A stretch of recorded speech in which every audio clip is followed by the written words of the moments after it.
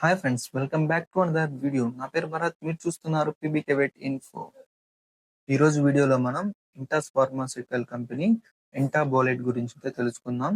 ఇది వచ్చేసి nutritional supplement for animals అన్నమాట. ఇది ఏ సందర్భంలో వాడతాము, ఎలాంటి పశువులో వాడతారు, డోసేజ్ ఎంత, దీని రేట్ ఎంత అనేది మనం ఈ వీడియోలో అయితే పూర్తిగా అయితే తెలుసుకుందాం.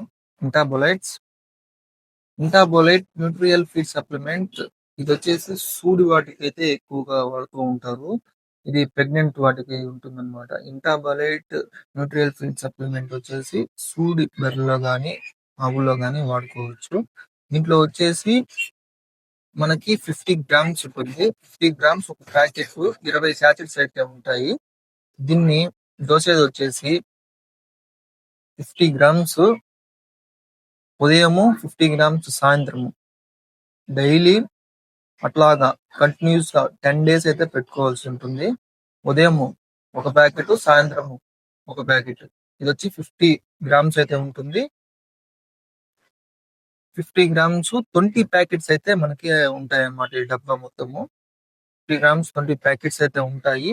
ఉదయము 50 గ్రామ్స్, సాయంత్రము 50 గ్రామ్స్, రోజుకి 100 గ్రామ్స్ చొప్పున 10 రోజులు ఇచ్చుకున్నట్టయితే ఈ సూడి వాటికి మనము దానికి సరైన న్యూట్రిషన్స్ అయితే అందుతాయి అన్నమాట. ప్రెగ్నెంట్ యానిమల్స్, ఈ కౌస్ అండ్ బఫెలోస్ లో రెండింటి వాడుకోవచ్చు. స్మాల్ యానిమల్స్ లో ఎక్కువ అయితే ఉపయోగించాం అనమాట. లార్జ్ యానిమల్స్ లో అయితే ఉపయోగిస్తాము. బర్రెల్లో కానీ కౌస్ లో కానీ ఎక్కువగా ఉపయోగిస్తాము. మేజర్ గా వచ్చేసి ప్రెగ్నెంట్ సూడితో ఉన్న పశువులకైతే మనం ఇస్తాము. న్యూట్రిషన్ సప్లిమెంట్ కాబట్టి ప్రెగ్నెంట్ ఎనిమల్స్ కి అయితే అందించాల్సి ఉంటుంది.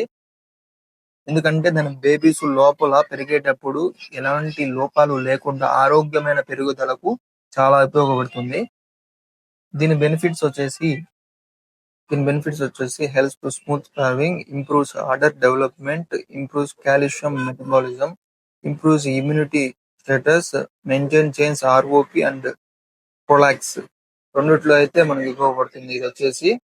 ఇది వచ్చి 50 గ్రామ్స్ ట్వైస్ ఏ డే అయితే వేయాల్సి ఉంటుంది. ఈ పౌడర్ ఇచ్చిన తర్వాత డెలివరీ సమయంలో ఎలాంటి ఇబ్బంది లేకుండా మంచిగా హెల్దీగా అయితే పుడతాయన్నమాట.